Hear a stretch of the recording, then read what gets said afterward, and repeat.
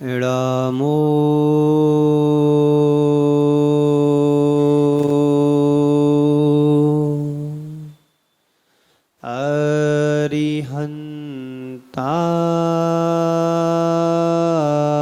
अरिहन्ताणम्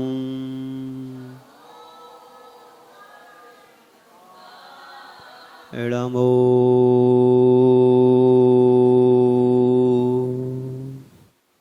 सिद्धाणम्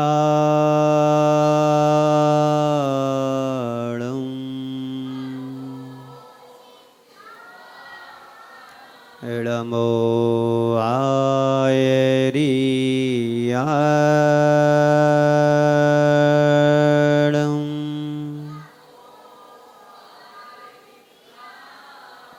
इडमो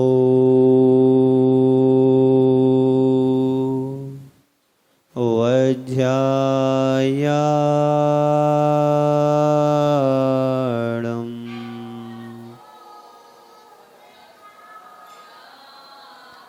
इडमो लोये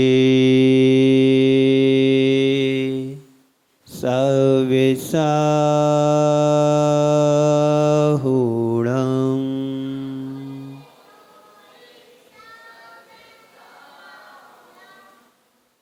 ऐसो पंचणमयारो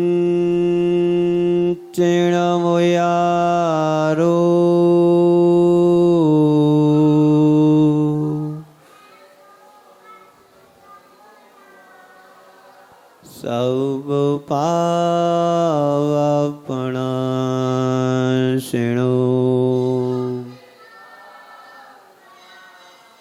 मंगलालम् च सब्बेसिं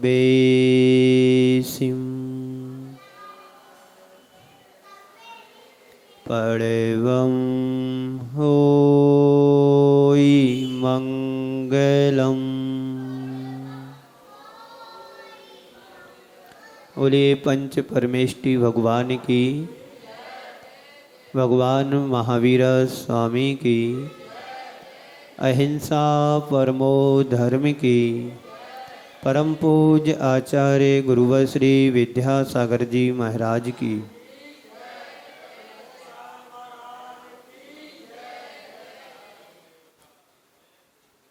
ओम शांति।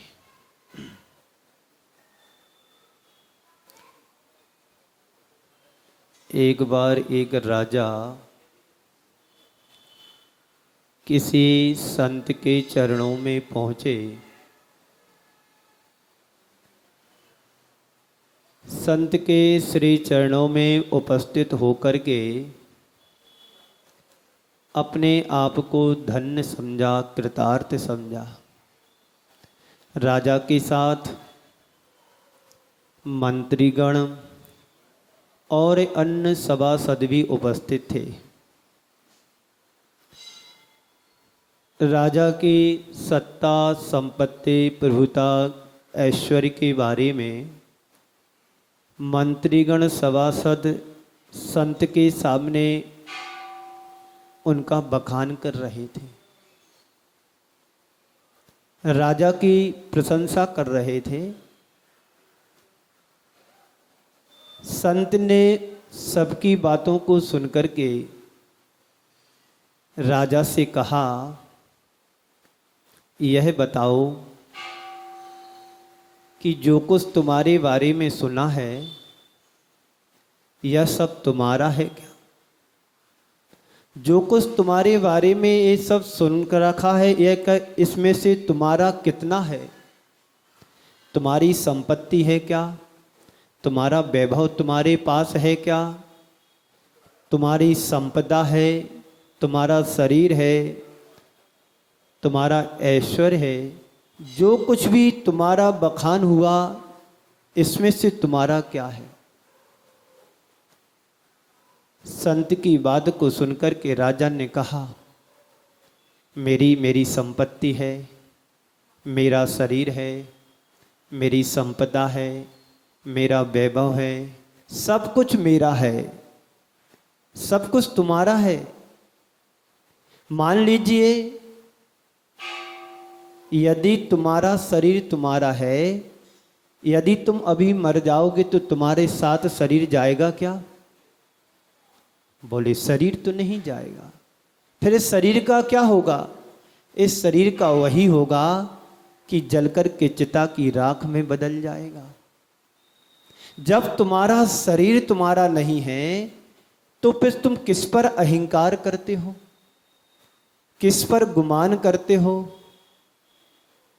जब सबसे नजदीक रहने वाला जब तुम्हारा शरीर ही तुम्हारा नहीं है तो हम फिर किस पर अहंकार करें?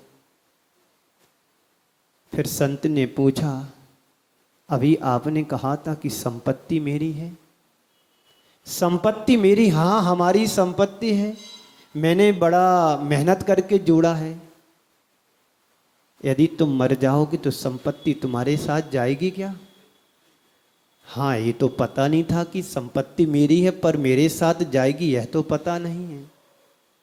संत कहते हैं यही तो हम तुम्हारे लिए बतला रहे हैं कि संपत्ति भी तुम्हारी नहीं है। जिसके पीछे हमने रात दिन व्यतीत किया, जिसके पीछे हमने अपना कीमती समय लगाया, वह संपत्ति भी मेरी नहीं है। शरीर तुम्हारा नहीं है, संपत्ति तुम्हारी नहीं है, तुम्हारी सेना भी तुम्हारे हाथ में नहीं है। कब पड़ोसी राज्य तुम्हारे ऊपर आक्रमण करे और सेना तुम्हें छोड़कर के भाग जाए, जिसको तुम अपना मान रहे हो वह सेना भी तुम्हारी नहीं है। फिर तुम्हारा क्या है? मेरा साम्राज्य है। साम्राज्य तुम्हारा, कोई तुम्हारे ऊपर आक्रमण कर दे तो साम्राज्य भी तुम्हारे हाथ से छिन जाएगा, वह भी तुम्हारा नहीं है, शक्ति नहीं है। एक दिन तुम्हारा शरीर दुबला होगा तो शक्ति भी तुम्हारी छीण होगी, शरीर भी तुम्हारा छीण होगा, पर है क्या तुम्हारा? संत ने उस राजा को समझाते हुए कहा कि इस संसार में तुम्हारा कुछ भी नहीं है। इस संसार में तुम्हारे ना परिजन है, ना तुम्हारा शरीर है, ना तुम्हारी संपत्ति है, ना तुम्हारी सत्ता है, ना तुम्हारी सेना है और ना ही तुम्हारी शक्ति है। कुछ भी तुम्हारा नहीं है। फिर तुम्हारा कौन है? जब इस संसार में तुमने जन्म लिया था तो अकेले ही जन्म लिया था, और इस संसार से जब तुम विदा होगे, इस संसार से जब तुम जाओगे तो तुम्हें अकेला ही जाना होगा। अकेले आए थे और अकेले ही इस संसार से जाना होगा। थोड़ी देर के लिए कल्पना करो, जब तुम यहां से जाओगे तो कोई तुम्हारे साथ जाने वाला है? बोलो जी, सुन रहे हैं ना आप लोग? कि मैं सुनाता जाऊं और आप लोग अच्छे से बैठे रहो? नहीं, सुनना भी है, सुनना ही नहीं है, उनको सुनकर के अपने जीवन में चिंतन मनन भी करना है। आप किसी पुस्तक को पढ़ोगे तो पुस्तक की बात हो सकता थोड़ी देर याद रखें, लेकिन जो बात हम कानों से सुनते हैं वो हो सकता तुम्हारे साथ दिन भर भी रह सकती है। सुनी हुई बात, पढ़ी हुई बात तो ज़्यादा देर तक नहीं टिकती है, पर सुनी हुई बात तो घंटे, 2 घंटे, दिन 2 दिन हमारे जीवन में ख्याल में बनी रहती है।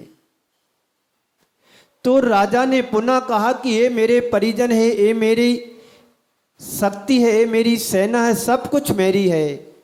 पर संत की बात को सुनकर के राजा की आंखें खुल गईं।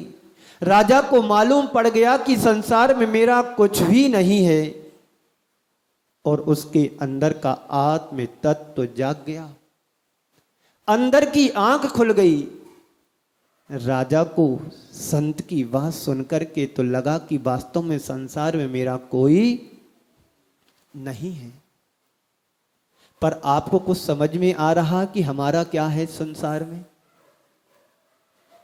माना कि अभी तुम्हारी श्वासें रुक जाएं,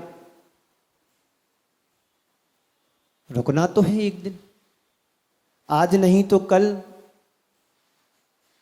इस जीवन का अंत तो होना है। पर मान लीजिए अभी किसी की श्वास रुक गई, यानी मरण हो गया, क्या उसके पास सब कुछ जाने वाला है? उसके परिजन उसके साथ जाने वाले हैं? उसने जो संपत्ति जोड़ी थी, उसने जो शक्ति को बनाया था, उसने जो सेना को जोड़ा था, क्या उसके साथ सब कुछ साथ देने वाले हैं? बोलो बोलो। तो जो मेरा नहीं और मेरे साथ जाने वाला नहीं है, तो उसके पीछे फिर हम क्यों इतने पागल होते हैं?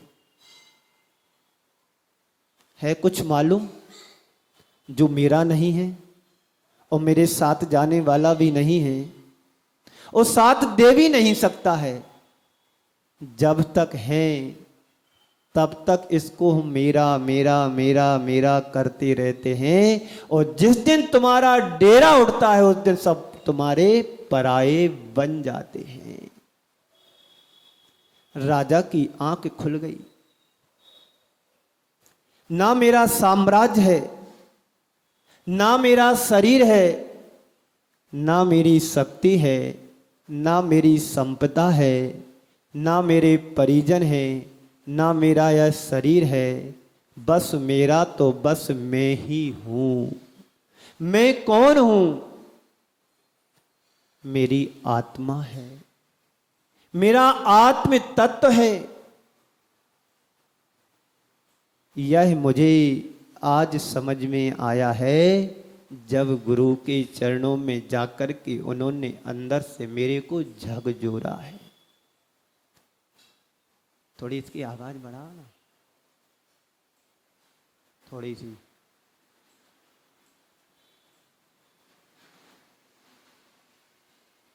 यह बात राजा को समझ में आई। बहुत कम लोग हैं जो अपने जीवन में यह समझ विकसित कर पाते हैं। अधिकांश लोग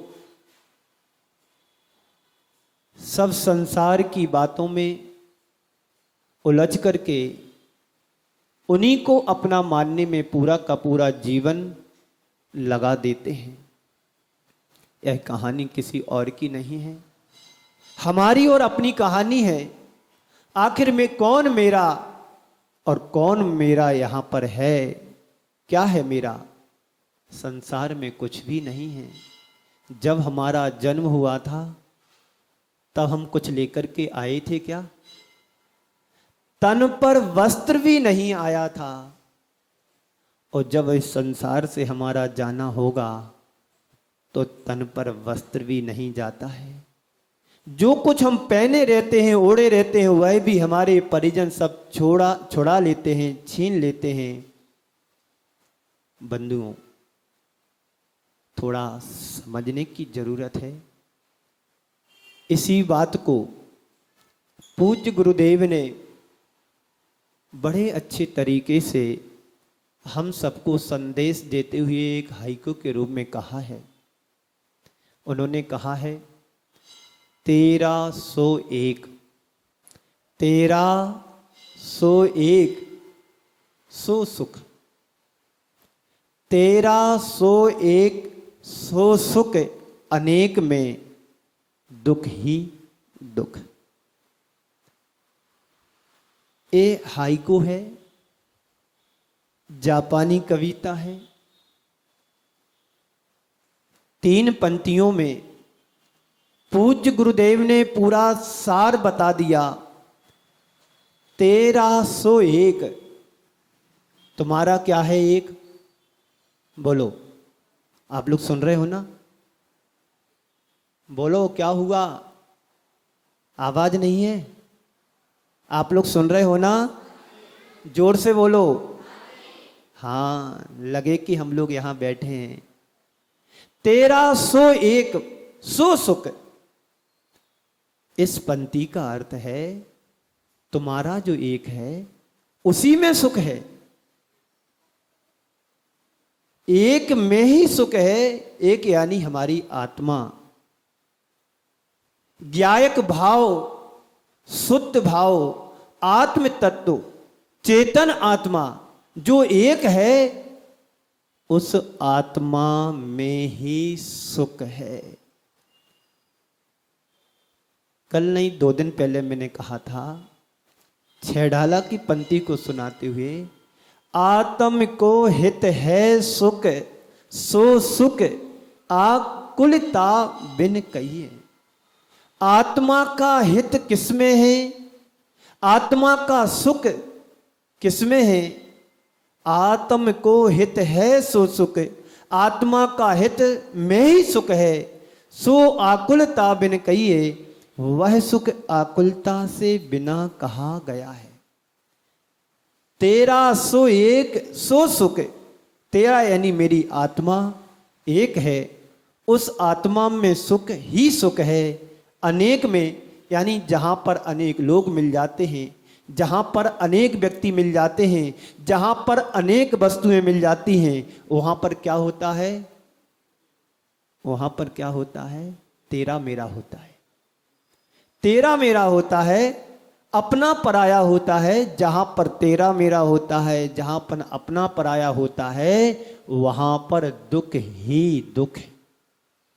वहां सुख नहीं है, सुख तो अकेले में है, सुख आत्मा में है, लेकिन दुख कहां पर है? जहां पर आत्मा से हट करके अन्य पदार्थ, अन्य संयोग चीजें जुड़ जाती हैं, संयोगी चीजें, अन्य पदार्थ हमारे से जुड़ जाते हैं, अनेक वस्तुएं मेरे से जुड़ जाती हैं। एक व्यक्ति से जब अनेक व्यक्ति जुड़ते हैं तो एक जब बर्तन होता है तो आवाज नहीं करता है, और जब अनेक बर्तन होते हैं तो आपस में टकराते हैं तो आवाज।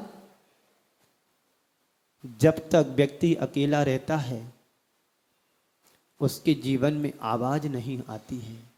जब व्यक्ति एक से दो हो जाते हैं तो आवाज आवाज होने लगती है। तो यही बात तो गुरुदेव कह रहे हैं, तेरा सो एक, मैं सुख सो सुख, अनेक में दुख ही दुख। एक बार गुरुदेव के चरणों में किसी प्रकार की बोली लग रही थी, बहुत पुरानी बात है, आज से 50 साल पुरानी बात, 1980 की बोलियां लग रही थी। उस समय 100 रुपये भी, 50 रुपये भी, 11 रुपये भी, 5 रुपये भी बहुत बड़ा मायना रखते थे। यदि कहीं दान देना है तो 2 रुपये की रसीद कटती थी, 5 रुपये की रसीद कटती थी। अधिकतम यदि बड़ा व्यक्ति है तो 21-11 रुपये की रसीद बनवा लेता था। तो कोई बड़ा फंक्शन होना होगा तो बोलियां लग रही थी, और बोली चलते चलते चलते 1301 रुपये पर बोली टूट गई। 1301 रुपये पर बोली टूट गई, और जैसे ही बोली टूटी तो आचार्य श्री ने कहा, गुरुदेव ने कहा, भाई बोली की तो तुम जानो, बोली की तो तुम जानो, पर सच्चाई तो यही है कि 1301 ओम ओम 1301। इसका मतलब क्या? गुरुदेव ने उन पंक्तियों में अध्यात्म घटाया। बोली भले कितने पर टूटी हो, पर तुम्हारा तो एक ही है, वह है हमारा आत्म तत्व। वह क्या है? उसे जानो, उसे पहचानो। पूरा जीवन बीत जाता है व्यक्ति का, मनुष्य का, उस एक को पहचानने में, उस एक को जानने में सारा का सारा जीवन बीत जाता है। व्यक्ति एक को नहीं पहचान पाता है, एक को नहीं समझ पाता है। पूरा संसार इसी के चक्कर में एक को जानने में, पहचानने में लगा हुआ है, पर एक को नहीं पहचान पाता है। वह मनुष्य के साथ एक क्या है, उसको जानने में सदियों लग जाती हैं। तो गुरुदेव ने कहा है कि 1301 सो सुख, अनेक में दुख ही दुख। अपनी आत्मा पर केंद्र जो हो जाता है वह सुख पाता है, कभी दुखी नहीं होता है। जो आत्मा को छोड़ करके बाहर जाता है उसको दुख ही दुख होता है।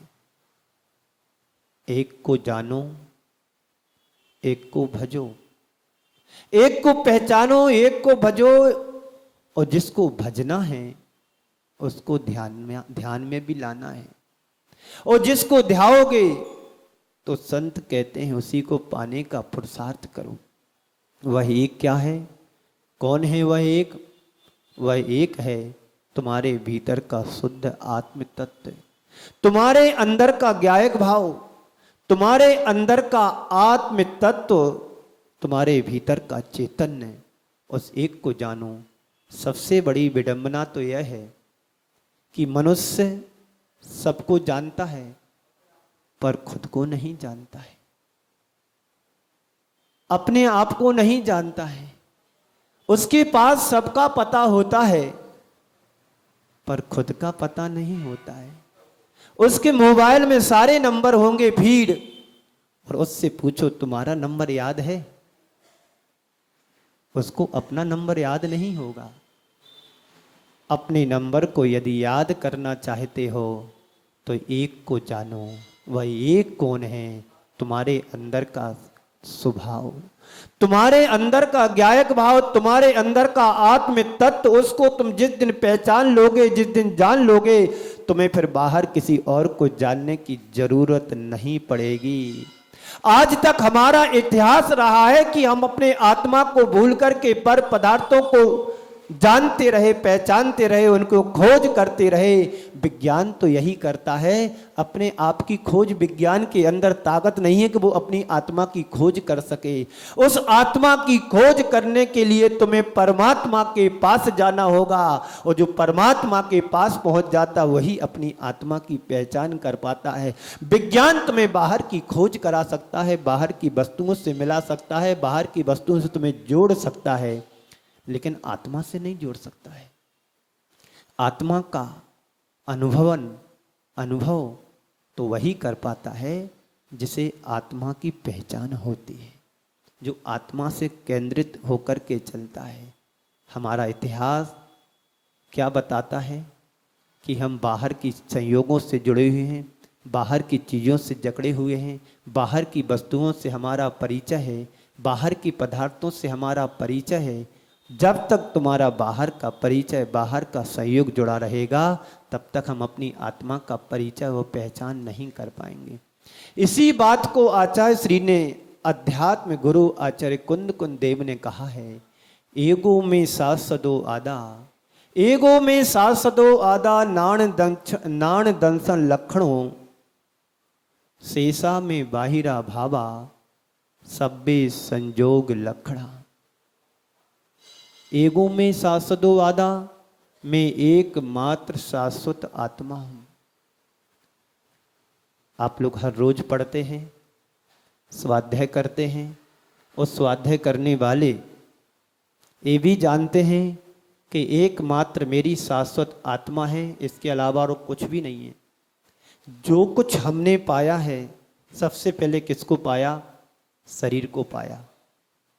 जन्म लेते ही हमें शरीर मिल जाता है, मिलता है? बोलो, आज तक किसी का बिना शरीर के जन्म हुआ क्या?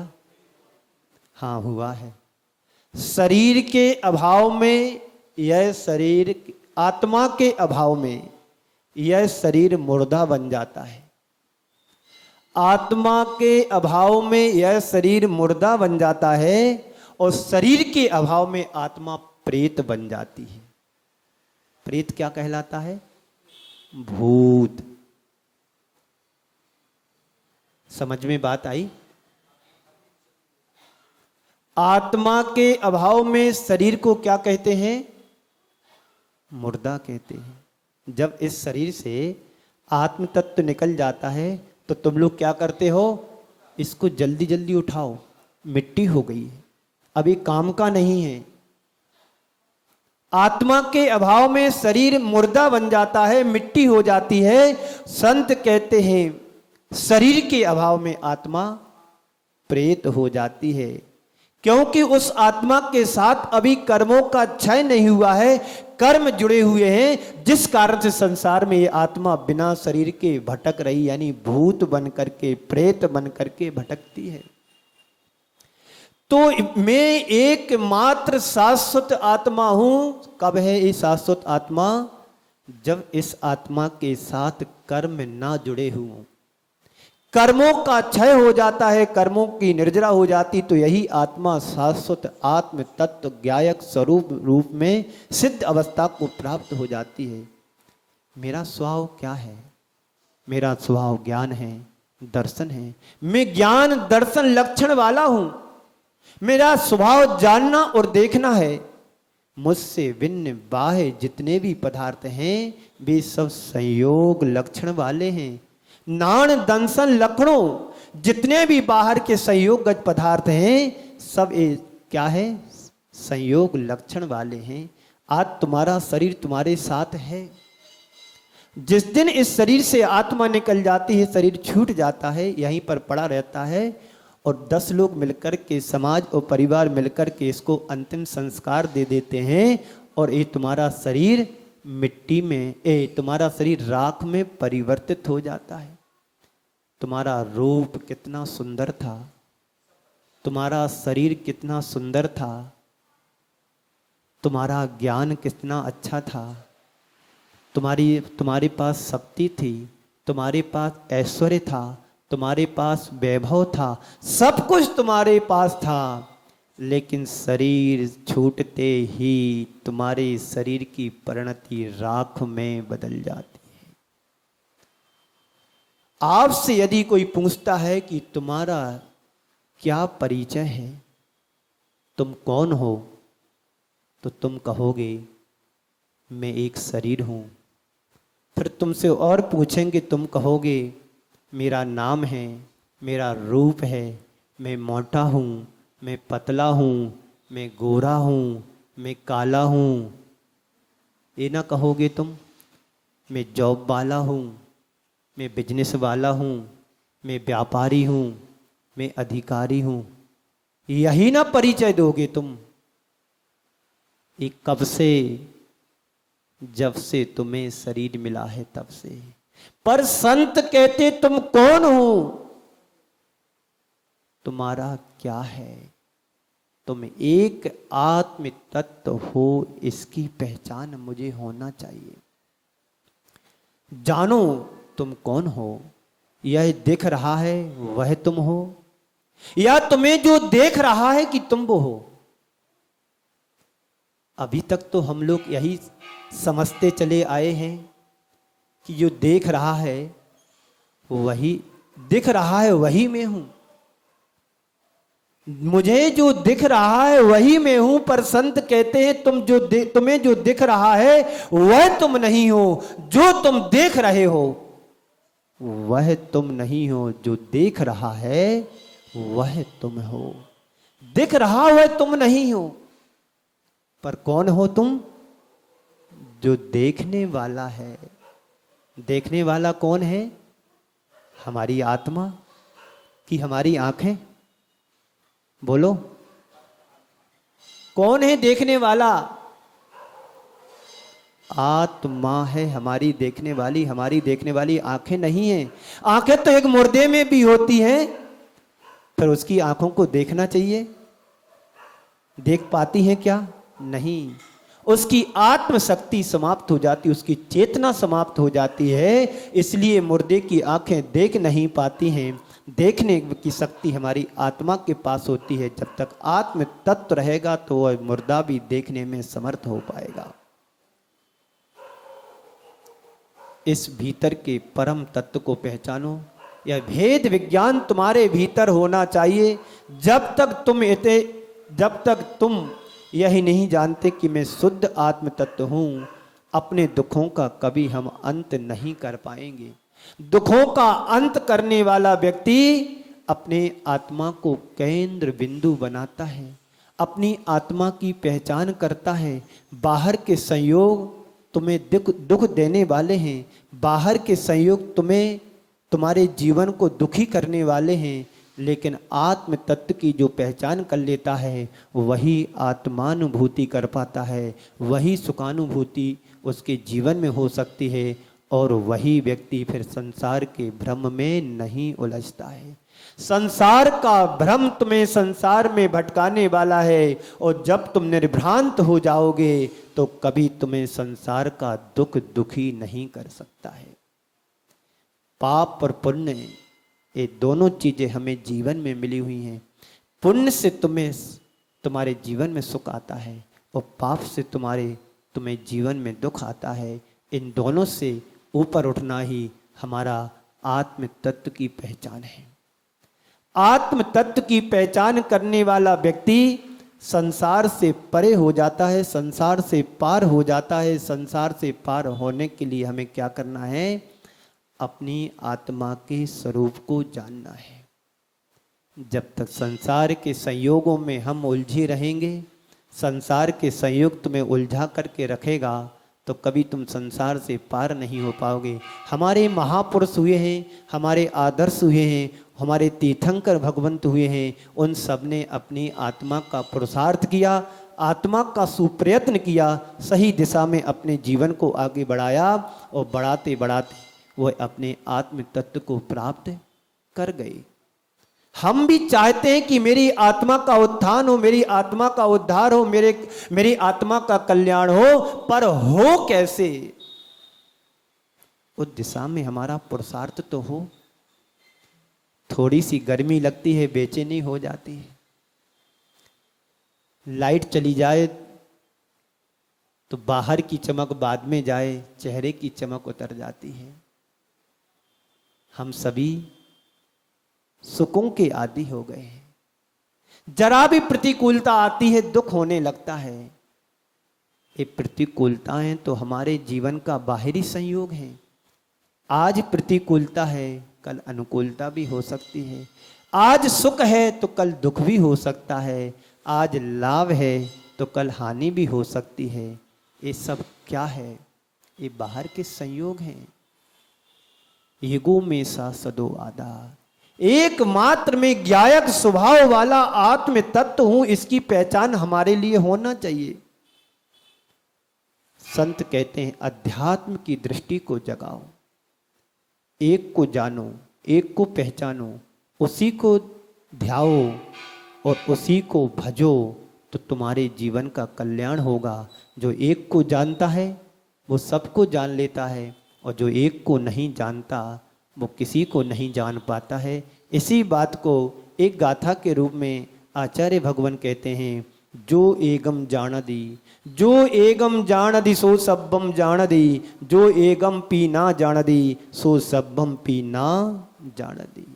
आचार्य कुंद कुंद देव कहते हैं जो एक को जानता है वो सबको पहचान लेता है, जान लेता है। एक वह कौन है? वह है हमारी आत्मा।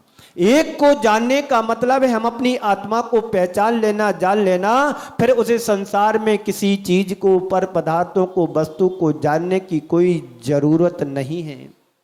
लेकिन हम एक को भूल करके अनेकों को जानने के पुरुषार्थ में लगे हुए हैं। एक को भूल करके संसार के सब संयोगों को अपना मानने में लगे हुए हैं। जो एक को भूल करके सबको जानता है वह एक को कभी नहीं पहचान पाएगा। एक को जानो, एक को पहचानो। एक बार ऐसा हुआ, एक कुत्ता था और ऐसे महल में घुस गया जो महल कांच का था। किसका था? कांच का था। उस कांच के महल में वो कुत्ता अकेला चला गया और गेट ऑटोमेटिक था, बंद हो गया। कांच की छत थी, कांच की दीवारें थी, कांच के दरवाजे थे, कांच की खिड़कियां थी, कांच का फर्श था, कांच के पिलर थे, सब कांच कांच कांच, सिर्फ कांच ही था। जहां पर भी वह कुत्ता देखता था उसे अनेक कुत्ते दिखाई देते थे। उसने सोचा कि एक मैं अकेला हूं और इतने हजारों कुत्ते मेरे सामने। घबरा गया। कहता है, कहावत है, बामन कुत्ता नाऊ जात देख गुर्राऊ। कुत्ता यदि कुत्ते को देखेगा तो भौंकना शुरू करेगा। इस गली से यदि कोई दूसरी गली वाला कुत्ता निकलना भी चाहे तो निकल नहीं सकता है। चार कुत्ते उसके ऊपर टूट पड़ेंगे, भौंकना शुरू कर देंगे, उसको खींचना शुरू करेंगे, उसको काटना शुरू करेंगे, उसकी टांग खींचेंगे, उसको कान पकड़ेंगे, सब कुछ करेंगे। तो वह कुत्ता ऐसे महल में घुस गया जो महल कांच का था, पूरा कांच कांच उसमें लगे हुए थे। जहां जहां वह देखता था उसको हजारों कुत्ते दिखाई देते थे, सैकड़ों कुत्ते उसको दिखाई दे। उसने भौंकना शुरू किया तो हजारों कुत्ते वहां से भौंकना शुरू कर दिए। वो कुत्ते को मारे तो कुत्ते ऐसा लगता है कि वो हमें मार रहा है। सुबह से शाम हो गई, पूरी रात हो गई, भौंकता रहा, छत विच्छित होकर के, लहू लुहान होकर के वह कुत्ता वहीं पर मर गया। कहते हैं सुबह जब उस कक्ष को खोला गया तो वह कुत्ता वहीं छत विच्छित होगा, लहू लुहान हो गया। सवाल है कि उस कुत्ते को किसने मारा?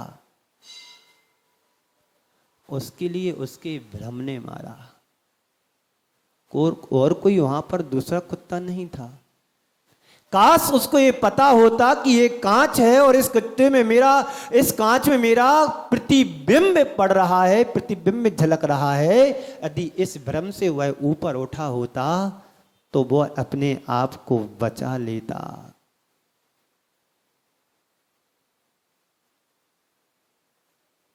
उसे पता होता। यही तो मनुष्य की दशा है। मनुष्य क्या करता है? भ्रम में जीता है। उसे बाहर के संयोग, अपने संयोग समझ में आते हैं। ये परिवार मेरा है, ये परिजन मेरे हैं, शक्ति मेरी है, शरीर मेरा है, संपदा मेरी है, वैभव मेरा है, सब कुछ मेरा मेरा मेरा। और पूरी जिंदगी उसी के संयोग लक्षणों में अपना जीवन पूरा व्यतीत कर देता है, उसके संरक्षण में, उसकी रख रखाव में, और उसी में उलझ करके व्यक्ति अपने जीवन को बर्बाद कर देता है।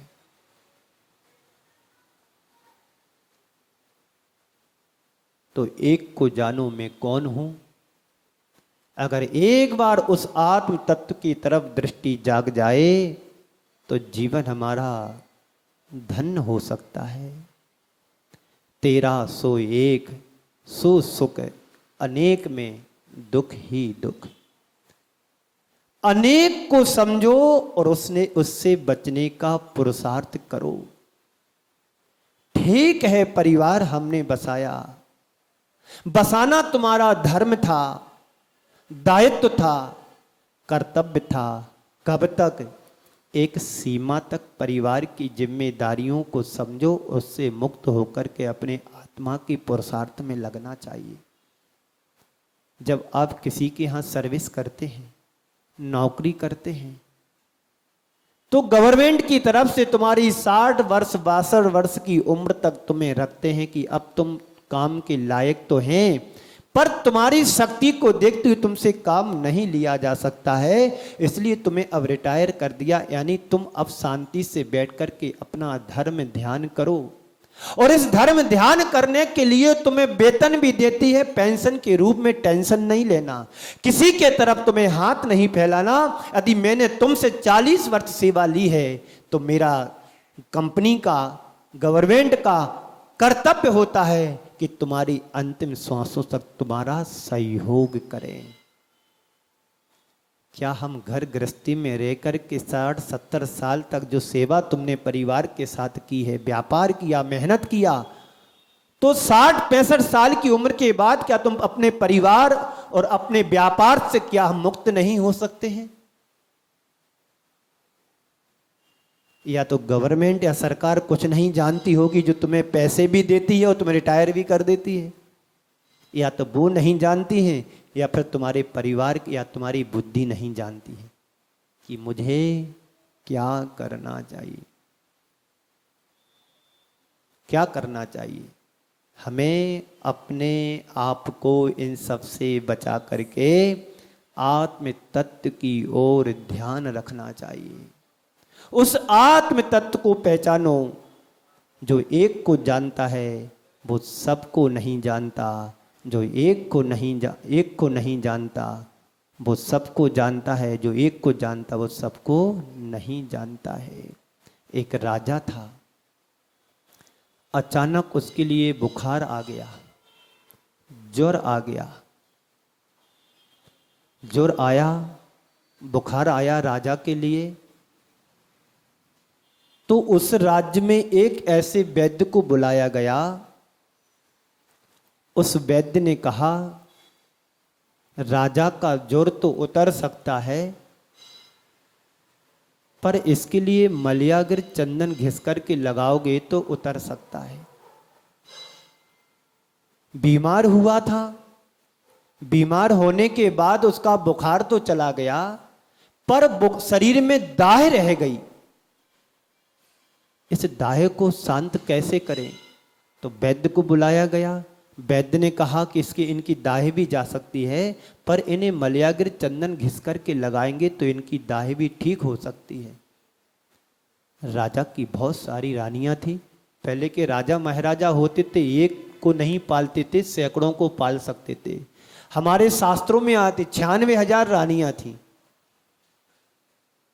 कितनी थी? 96,000 रानियां। आप लोग सुन रहे हो ना? नींद तो नहीं आ रही? क्योंकि इसको थोड़ा प्रॉब्लम है, इसलिए आवाज थोड़ी खुल के नहीं।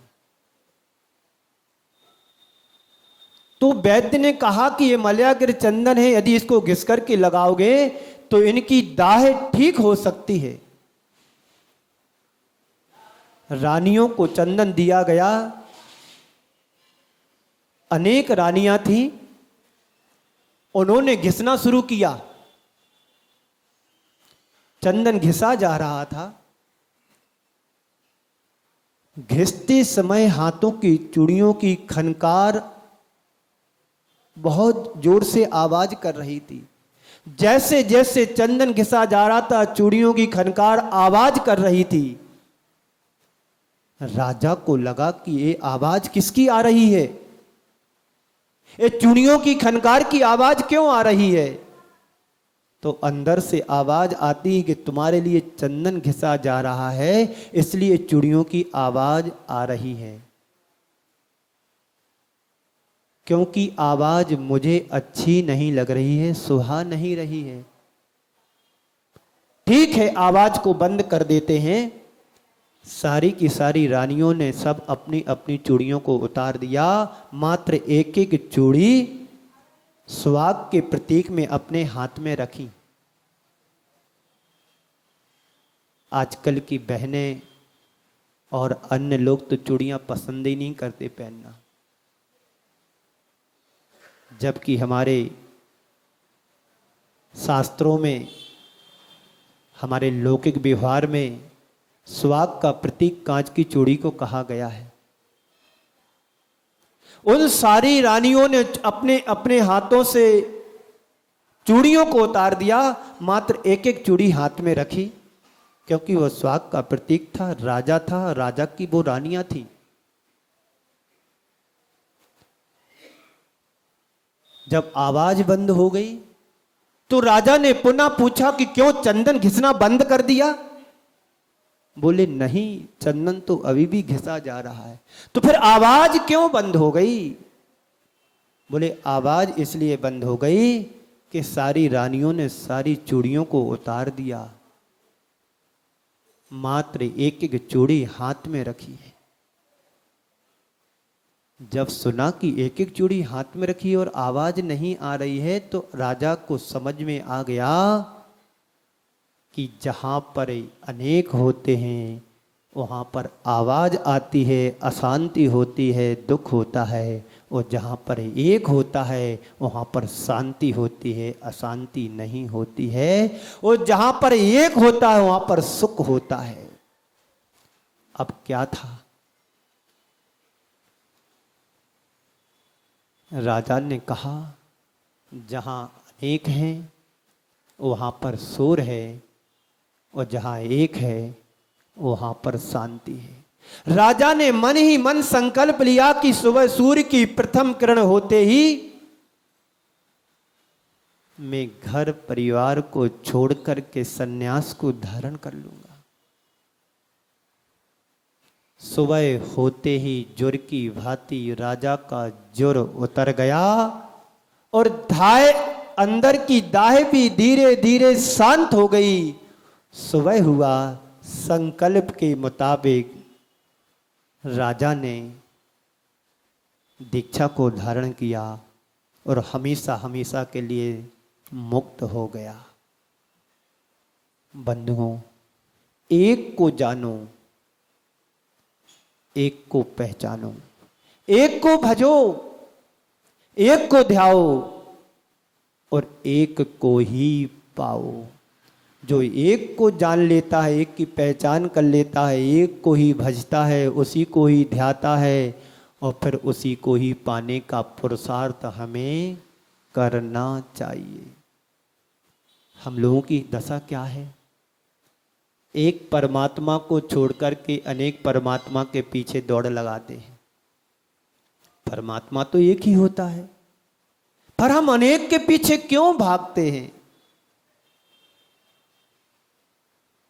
अनेक के पीछे नहीं भागना है, एक को पहचान करके एक के ही पैरों को पकड़ना है। एक को पकड़ लोगे तो तुम्हारा संसार से बेड़ा पार हो जाएगा, जीवन निहाल हो जाएगा। और जो एक को नहीं पहचान पाता है वो किसी को भी नहीं जान पाता है। इसलिए एक को भजो, एक को ध्याओ और एक को ही पाओ।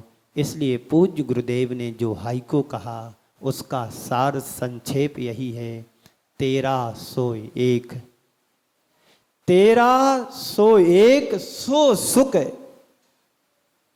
अनेक में दुख ही दुख। जहां पर एक है, जहां पर एक तत्व आत्म तत्व है, वहां पर सुख ही सुख है।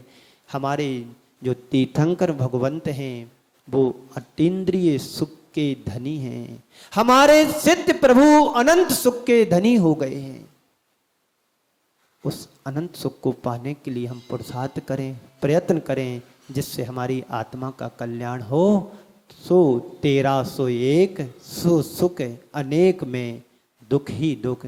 संसार में जितने भी हैं, प्रपंच जितने भी हैं कारण, वो सब अनेक हैं। उन अनेक कारणों के कारण व्यक्ति दुखी है और दुख से बचने के लिए हमें एक को भजने की आवश्यकता है। एक को भजोगे तो आत्मा का उद्धार होगा। यह कहानी पुराणों की कहानी है, पर इसका कथ्य तत्व पर 100% हमारे जीवन से जुड़ा हुआ है। एक को भजेंगे सब ठीक हो जाएगा। इसलिए एक को जानो, एक को भजो, एक को ध्याओ और एक को पाओ। अनेक में शोर है, एक में शांति है। अनेक में दुख है, एक में सुख है।